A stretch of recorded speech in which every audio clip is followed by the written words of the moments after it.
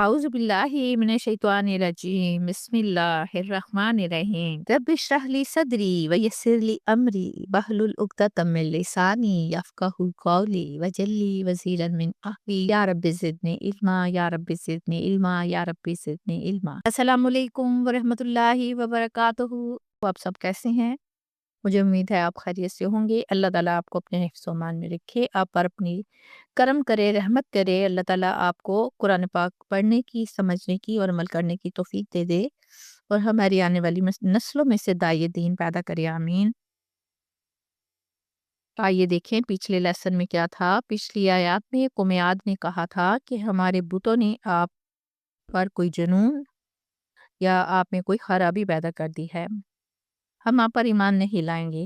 تو انہوں نے جواب دیا، تم لوگ میرے خلاف جو کرنا چاہتے ہو کر لو، میرا رب حق کا ساتھ دیتا ہے، اور اگر تم میری بات نہیں سنتے تو اللہ تعالیٰ تمہاری جگہ نئی قوم کو لے آئیں گے۔ آج ہم پڑھیں گے سورہ ہود کی آیت نمبر 58۔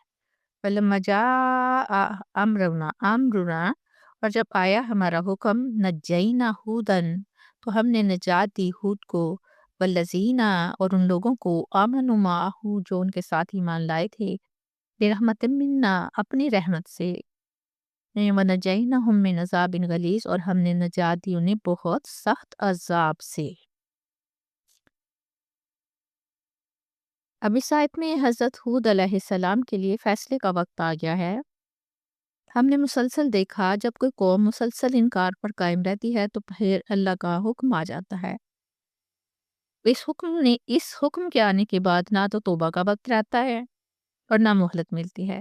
یعنی یہ آیت قرآن پاک کے قانون، یعنی جزا و سزا کو نہایت واضح کر دیتی ہے کہ جب اللہ تعالیٰ کی طرف سے حجت تمام ہو جاتی ہے، کام پورا ہو جاتا ہے، تو حساب کا وقت شروع ہو جاتا ہے۔ اللہ تعالیٰ فرماتے ہیں کہ ہم نے ہود کو، یعنی حضرت ہود علیہ السلام کو، اور جو لوگ ان کے ساتھ ایمان لائے تھے ان کو بچا لیا۔ کیا بات ثابت ہوئی؟ کہ نجات انسان کی تدبیر سے نہیں ہوتی ہے، بلکہ خالص اللہ کے فیصلے سے ہوتی ہے۔ سب سے پہلے نبی کا نام آیا، اسے نبی کی خصوصی حفاظت اور مقام کا ظاہر ہونا ظاہر ہوتا ہے، اور یہ بات بھی کلیئر ہو جاتی ہے کہ نجات کا معیار نسب، جسمانی طاقت، قد کاٹ یا دولت و مال سے نہیں ہوا کرتے، بلکہ ایمان ہے۔ اللہ تعالیٰ فرماتے ہیں کہ یہ نجات کیسے ممکن ہوئی؟ اللہ تعالیٰ کی رحمت سے۔ قوم عاد کے لوگ قد و قامت اور طاقت میں اپنی مثال آپ تھے۔ وہ کہا کرتے تھے کہ ہم سے طاقتور کون ہے؟ یہ لوگ بلندوں والا ستونوں والی عمارتیں، یعنی کہ خوبصورت قلعے جیسی عمارتیں بناتے تھے، اور ان کا فن تعمیر جو تھا بہت ترقی یافتہ تھا۔ مضبوط قلعے، محلات اور شہر ان کی شان و شوکت کی علامت تھے۔ معاشی لحاظ سے بھی وہ مضبوط اور خوشحال قوم تھی۔ طاقت اور ترقی انہوں نے متکبر بنا رہی، اور یہی غرور ان کی سب سے بڑی کمزوری بن گیا۔ انہوں نے شرک کیا، بت پرستی کی، انبیاء کی تکذیب کی، لیکن جب عذاب آیا تو وہ سب کچھ بے معنی ہو گیا۔ اس کے مقابلے میں ایمان والے کمزور تھے، تعداد بھی کم تھی، مگر اللہ تعالیٰ نے اپنی رحمت سے انہیں بچا لیا۔ سورہ ہود کی آیت نمبر 59 اور 60 پڑھتے ہیں۔ وَتِلْکَ عاد، اور یہ قوم عاد تھی، جہادوا، کہ انہوں نے انکار کیا، بِآیاتِ ربہم، کس سے انکار کیا؟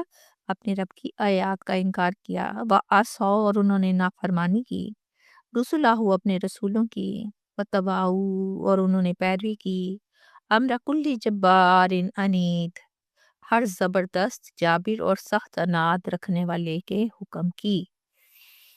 اگلی آیت ہے وَأُتْبِعُوا، اور ان کے پیچھے لگا دی گئی، فی ہذہ الدنیا لعنتاً، اس دنیا کی لعنت، استغفر اللہ، ویوم القیامہ، اور قیامت کے دن بھی لعنت۔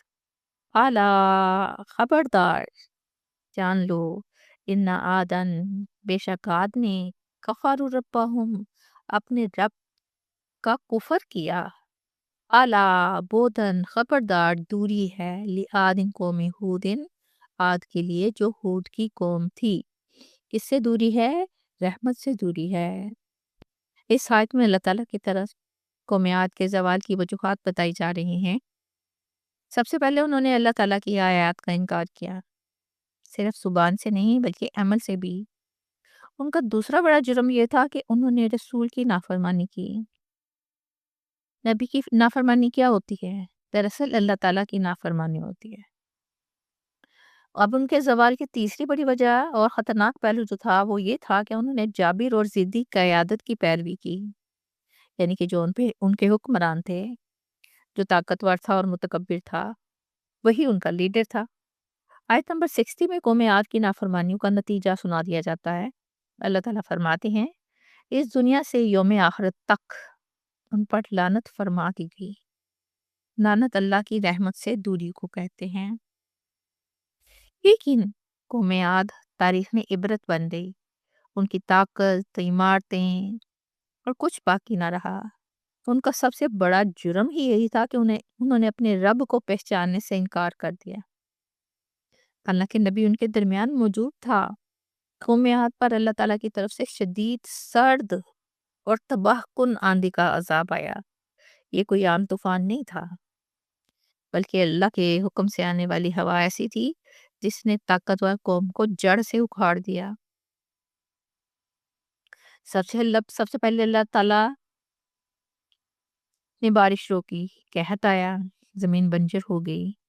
بادل آئے تو انہوں نے سمجھا کہ بارش ہوگی، لیکن یہ عذاب کا آغاز تھا۔ اس کے بعد 7 راتیں اور 8 دن لگاتار ایک انتہائی سرد، تیز اور چیختی ہوئی آندھی چلی۔ استغفر اللہ۔ یہ آندھی لوگوں کو زمین سے اٹھا کر اس طرح پٹکتی تھی جیسے کھجور کے کھوکھرے تنے۔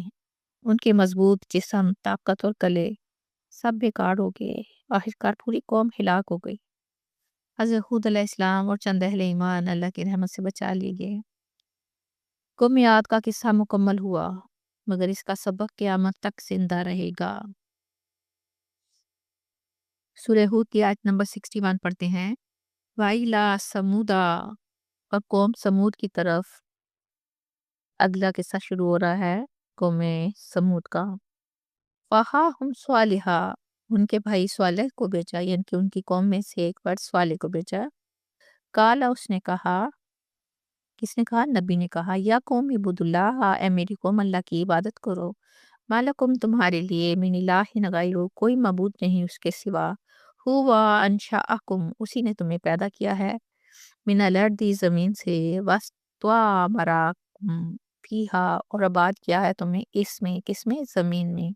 فَاسْتَغْفِرُوهُ، سو بخشش مانگو اسی سے، ثُمَّ تُوبُوا إِلَیہِ، پھر توبہ کرو اس کی طرف۔ اِنَّ رَبِّی، بے شک میرا رب، قریب مجیب، بہت قریب ہے، قبول کرنے والا ہے۔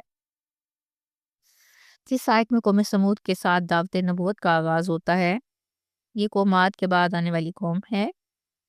اللہ تعالیٰ فرماتے ہیں کہ قوم سمود کی طرف انہی میں سے ان کے باعث حضرت صالح علیہ السلام کو نبی بنا کر بھیجا گیا۔ مطلب یہ کہ وہ انہی لوگوں میں سے تھے۔ انہوں نے نبوت کے تقاضے کے مطابق ان لوگوں کو اللہ تعالیٰ کی عبادت کرنے کو کہا۔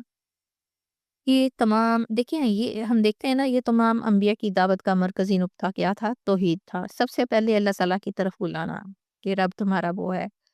آپ نے فرمایا کہ اللہ تعالیٰ کے علاوہ کوئی معبود نہیں، وہ ساری کائنات کا مالک ہے۔ اس طرح شرک کی مکمل نفی ہو گئی۔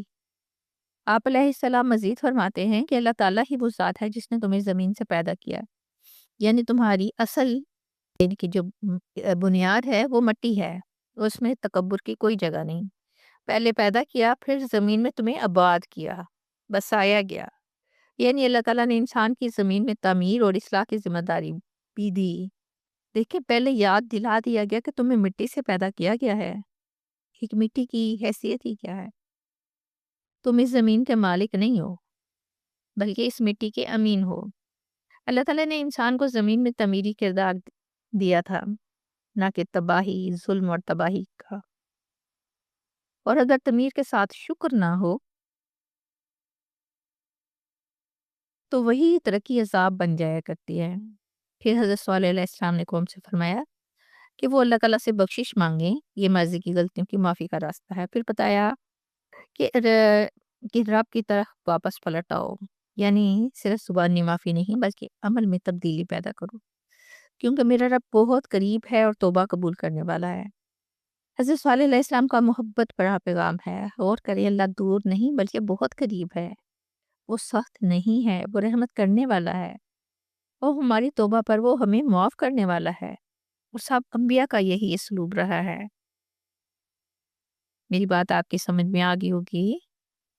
اللہ تعالیٰ ہم سب کو سمجھنے کی توفیق دے۔ اسی کے ساتھ میں اجازت چاہتی ہوں۔ ہنستے رہیے، بستے رہیے، خوش رہیے، بات رہیے، اللہ کی امان میں رہیے۔ اللہ حافظ۔